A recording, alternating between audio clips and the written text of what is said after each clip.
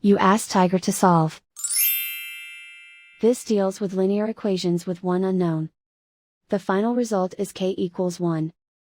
Let's solve it step by step. Simplify the expression. Expand the parentheses.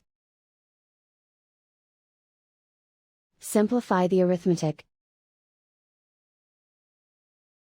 Group all constants on the right side of the equation. Subtract 12 from both sides.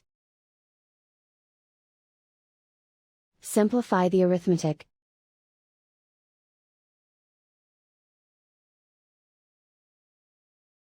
Isolate the L.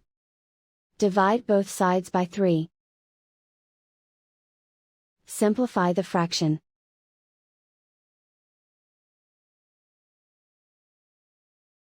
And so the final result is k=1.